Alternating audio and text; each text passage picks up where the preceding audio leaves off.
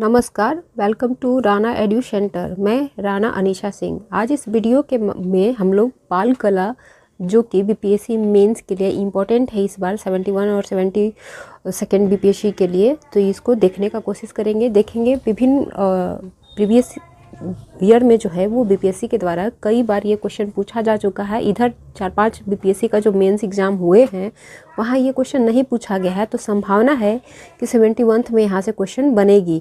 तो आइए देखते हैं पाल कला को। तो पाल कला से संबंधित क्वेश्चन जो कि बीपीएससी में विभिन्न ईयर में पूछा गया है, यहाँ पे दिया गया है, वो आप लोग इसको देख लेंगे। ये किस तरह से पूछा जाता है यहाँ से क्वेश्चन, ये शॉर्ट में भी पूछा जाएगा, ठीक है, तो उसको भी ध्यान रखेंगे। आगे आइए देखेंगे यहाँ पे इंट्रो के तौर पर हम लोग बताएंगे कि 8वीं से 12वीं शताब्दी के मध्य बिहार तथा बंगाल में पाल शासकों के द्वारा बौद्ध तथा हिंदू दोनों धर्मों से प्रभावित एक कला पाल शैली का विकास हुआ है। तो ये इंट्रो में देना जरूरी है कि कब इसका विकास हुआ था और किसके द्वारा हुआ था, ठीक है। उसके बाद हम लोग यहाँ पे बताएंगे कि पाल कला के विकास, ये पाल कला में विकसित हुए विभिन्न कलाओं और भवन निर्माण कलाओं को उनकी विशेषताओं के आधार पर कुछ भागों में बांटा गया है, जिसको कि यहाँ पे हम लोग देखेंगे। तो पाल कला के विभिन्न आयाम या पाल कला की विशेषता जो भी कहें ये होता है। तो पाल कला को निम्न भागों में बांट कर देखते हैं: स्थापत्य कला, मूर्ति कला, चित्रकला। स्थापत्य कला के अंदर चैत्य, महाविहार, स्तूप और मंदिर को पढ़ा जाता है। मूर्ति कला के अंदर पाषाण यानी कि पत्थरों से बनी मूर्ति के बारे में पढ़ा जाता है। फिर धातु यानी कि ये जो कांसा से बना हुआ मूर्ति था वो पढ़ा जाता है। फिर मृत् मूर्तियाँ के बारे में पढ़ा जाता है।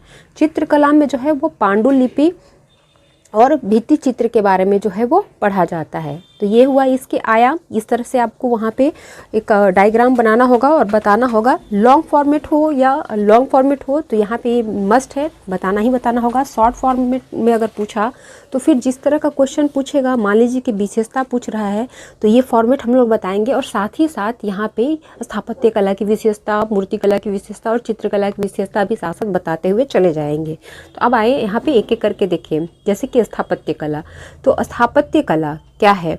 तो इस कला के अंतर्गत धार्मिक तथा गैर धार्मिक दोनों ही प्रकार के भवनों का निर्माण देखने को मिला है, जो निम्न है। पहला है महाविहार।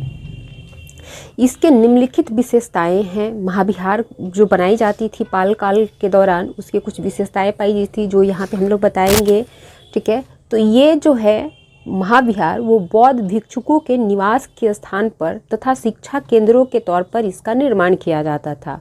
बिहार तथा बंगाल में तालाब का भी निर्माण इस स्थापत्य कला के तहत किया गया है। बौद्ध तथा हिंदू धर्म के प्रभावों के साथ साथ इस कला पर विदेशी प्रभाव भी देखने को मिलता है। तो ये कुछ इसके मोटा मोटी जो विशेषताएं थी वो बता दिए। अब यहाँ पे बताएंगे कि महाविहार जो बनाए जाते थे उसके संरचनात्मक विशेषताएं क्या क्या है। तो वो इस तरह से है। यहाँ पे संरचनात्मक विशेषता में लिखेंगे कि एक खुला आंगन होता था जिसके चारों तरफ बरामदे बनाए जाते थे। बरामदा के पीछे जो है वो कमरों का निर्माण किया जाता था, और कुछ कुछ कमरे जो है वो 2 मंजिला भी प्राप्त हुए हैं।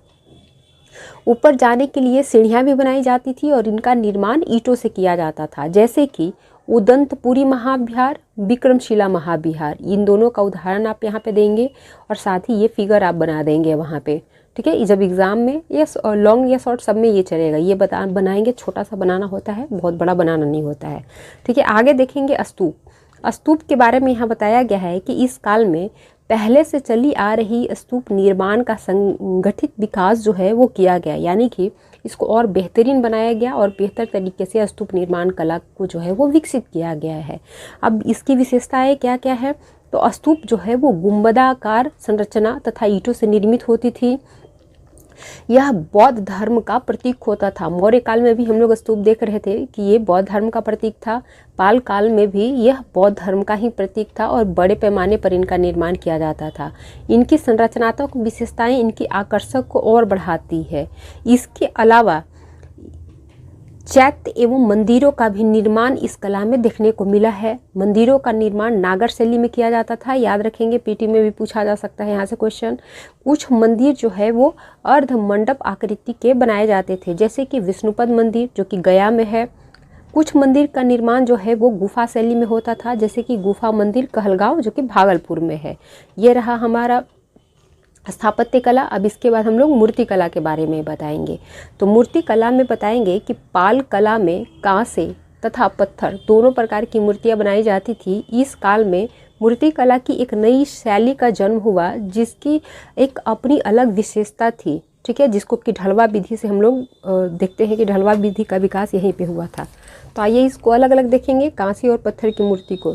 तो कांसे की मूर्ति के निर्माण शैली के जनक जो हैं वो धीमन तथा उनके पुत्र बिठपाल को माना जाता है, जो कि नालंदा के निवासी थे। इनके द्वारा जो है वो ढलवा प्रोसेस से, ढलवा विधि से जो है वो कांसे की मूर्ति का निर्माण किया जाता था। कांसे की मूर्ति सांचे में ढालकर बनाई जाती थी। अलंकार की प्रधानता होती थी, यानी कि इन मूर्तियों को जो है वो बहुत ज़्यादा वो ऑर्नामेंट पहने हुए दिखाया जाता था, मतलब अलंकार भरा पड़ा था, जो कि इसकी मौलिकता को भी ख़त्म कर देता था। ये जो मूर्तियाँ थीं उन पर बौद्ध, हिंदू एवं जैन धर्म का भी प्रभाव देखने को मिलता है। अब पत्थर की मूर्ति भी बनाई जाती थी, तो वो किस तरह की होती थी तो उसके बारे में देखेंगे। तो पत्थर की जो मूर्तियां बनाई जाती थी वो काले बेसाल्ट पत्थरों से निर्मित होती थी, जो कि संथाल परगना तथा मुंगेर में प्राप्त होता था। अधिकांश मूर्तियां हाथों के द्वारा तराश कर बनाई गई हैं। मूर्तियों के अग्रभाग पर जो है वो अधिक ध्यान दिया गया है और पिछला भाग जो है वो यथावत छोड़ दिया गया है। मूर्तियां जो है वो लेखयुक्त है तथा तिथियां भी इस पे अंकित की गई हैं। बिहार में मिली जो मूर्तियां थीं वो बंगाल की तुलना में अधिक मोटी थी। ये डिफरेंस ज़रूर दिखाएंगे वहाँ पे कि पत्थर की जो मूर्ति मिली है पालकालीन वो बिहार में अधिक मोटी पाई गई हैं। किसके तुलना में? तो बंगाल से प्राप्त मूर्तियों के तुलना में। अब देखेंगे मृण मूर्तियाँ के बारे में।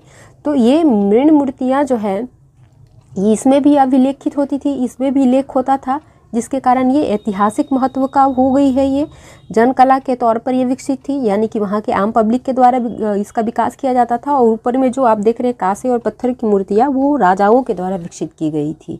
सामाजिक तथा धार्मिक समरसता का ये प्रतीक था। चूँकि जनकला के तौर पर ही इसका विकास हुआ था, तो इसमें आपको सामाजिक और धार्मिक समरसता जो है वो देखने को मिलेगा। कलात्मकता का अद्भुत चित्रण इसके माध्यम से किया गया है। साथ ही यहाँ पे देखेंगे, इसका एक उदाहरण देंगे जो मृण मूर्ति है उसका। तो एक बहुत ही फेमस चित्र है, मूर्ति है, जिसमें एक महिला को जो है वो एक तख्ती पर बैठा हुआ दिखाया गया है। उसके एक हाथ में आईना है और दूसरे हाथ से वो अपने सिंदूर लगा रही है और अपने रूप को निहार रही है। तो काफ़ी सुंदर है ये पाल कला का मूर्ति। तो इसका उदाहरण के तौर पर यहाँ पर देंगे और फिर आगे बढ़ेंगे। अब इसका तीसरा आयाम जो था चित्रकला, उसको यहाँ पे हम लोग दिखाएंगे। तो चित्रकला का विकास जो है वो दो रूपों में होता है। पहला है भित्ति चित्र। तो नालंदा के सराय स्थल के एक ग्रेनाइट के चबूतरा के ऊपर महात्मा बुद्ध के जीवनी से जुड़ी विभिन्न घटनाओं को दर्शाया गया है, ये भित्ति चित्र के तौर पर। साथ ही इस चबूतरे पर जो है वो फूल, पत्ती, बेल बूटे एवं प्राकृतिक दृश्यों को भी जो है वो चित्रित किया गया है। आगे दिखाएंगे पांडुलिपि, जो कि काफ़ी महत्वपूर्ण है इस चित्रकला के तौर पर। तो पांडुलिपि जो है वो चित्रित होती थी और इसका जो निर्माण होता था वो ताम्रपत्र पर किया जाता था। यहाँ पे एक जो पांडुलिपि है उसका जरूर वर्णन करेंगे हम लोग आंसर में। तो वो है प्रज्ञाम परिमिता, या इसको पंचरक्ष के तौर पे भी जाना जाता है, जो कि पालकालीन सर्वश्रेष्ठ पांडुलिपि है, जो कि वर्तमान में कैम्ब्रिज विश्वविद्यालय में सुरक्षित है। इन चित्रों पर जो है उस पर तंत्रयान का प्रभाव भी देखने को मिलता है। तो ये रहा हमारा टोटल पाल कला से संबंधित विभिन्न आयामों को बांटकर हम लोग देखें उसको। अब यहाँ पे पाल कला और बौद्ध धर्म का संबंध देखेंगे। तो यहाँ पे हम लोग बताएंगे कि पाल शासक बौद्ध धर्म के अनुयायी थे, इसलिए पाल कला, भवन निर्माण, मूर्तिकला और चित्रकला में बौद्ध धर्म का प्रभाव सर्वाधिक देखने को मिलता है। पाल शासकों के द्वारा विक्रमशिला, उदंतपुरी आदि स्थानों पर बौद्ध विहार तथा मठों का निर्माण किया गया था। पाल शासक अशोक के समान कुछ हद तक बौद्ध धर्म के प्रचार की नीतियों को अपनाया, जिसके तहत उन्होंने दीपांकर श्री को जो है वो तिब्बत भेजा था। यानी कि ये अशोक से जो है मोटिवेट थे और उनके तरफ बौद्ध धर्म को ये बढ़ावा दे रहे थे। पांडुलिपियों के अंतर्गत बने चित्र मुख्यतः बौद्ध धर्म से संबंधित है। इन पर भगवान बुद्ध, बोधिसत्व, तारा आदि को सुंदर रूप में चित्रित किया गया है। पालकालीन पत्थर की मूर्तियों में बुद्ध की मूर्तियों की प्रधानता देखने को मिलती है। बुद्ध की सबसे विशाल जो मूर्ति प्राप्त हुई है वो कासे की, जो कि कहाँ से प्राप्त हुई है, तो सुल्तानगंज बिहार से। इसका संबंध जो है वही पालकालीन है। तो ये बौद्ध धर्म का प्रभाव रहा पाल कला पे, जो कि शॉर्ट क्वेश्चन के तौर पे पूछा जा सकता है, तो इसको याद रखेंगे। अब यहाँ पे देखेंगे पाल कला की जो है वो सीमाएं यानी कमियां क्या क्या थी। तो कमियां बहुत सारा थी, जैसे कि इस कला की कई विशेषताओं के बाद भी बहुत सारी कमियां देखने को मिला, जो है राज्याश्रित कला फलतः पाल वंश के साथ ही इसका विनाश हो गया या लुप्त हो गया। बौद्ध धर्म का अधिक प्रभाव देखने को मिला। मूर्तियों में मौलिकता का अभाव था, जैसे अभी ऊपर देखे हम लोग की अलंकार की प्रधानता होती थी, जिसकी वजह से वो बनावटी टाइप से दिखते थे, जिसकी वजह से वहाँ पे मौलिकता की कमी हो गई है। मूर्तियों के अग्रभाग पर ही ध्यान दिया जाता था, पिछले भाग को यथावत छोड़ दिया जाता था। तो पाषाण की जो मूर्तियाँ बनती थी तो केवल अगले भाग को, उसके अगले पार्ट को तराशा जाता था और पीछे ऐसे ही छोड़ दिया जाता था। मूर्तियों को आभूषणों से लाद दिया जाता था। तो ये इसकी कमियां हो गई, सीमाएं हो गई।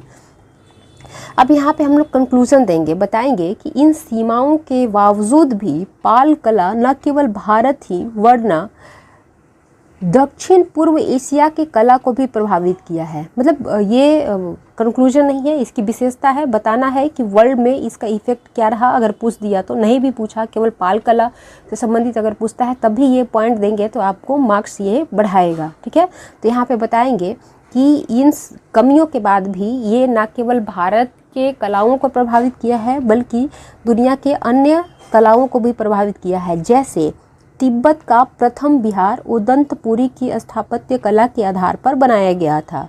दक्षिण पूर्वी एशियाई में बहुत सारे विहार जो है वो सोमपुरी विहार से प्रभावित है। तो ये वर्ल्ड पे इसका इफेक्ट दिखा दिए। अब यहाँ पे हम लोग इसका कंक्लूजन बताएंगे।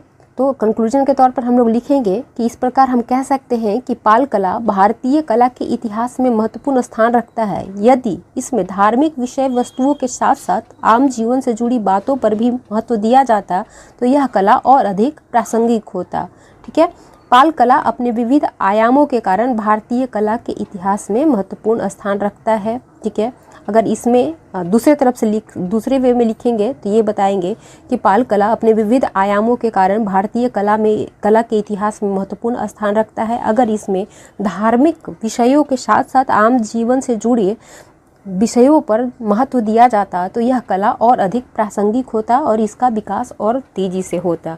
तो यह है हमारा पाल कला से संबंधित, जो कि पूछ सकता है, ध्यान रखेंगे। अभी ये पिछले मतलब 67 के बाद 66 के बाद ये पूछा नहीं गया है। पूछने की संभावना है 71 में, या तो शॉर्ट फॉर्म में पूछे या लॉन्ग फॉर्म में पूछे। तो इसको बढ़िया से तैयार करेंगे आप लोग। होप कि हमारा प्रयास आपको पसंद आ रहा हो। अगर आ रहा हो तो इसको लाइक करें, सब्सक्राइब करें, दोस्तों तक फॉरवर्ड करें। और विशेष जानकारी के लिए या पीडीएफ के लिए हमारे टेलीग्राम से जुड़े, जिसका लिंक जो है डिस्क्रिप्शन बॉक्स में दिया जा रहा है। बहुत बहुत धन्यवाद वीडियो के अंत तक बने रहने के लिए। जय हिंद, राधे राधे।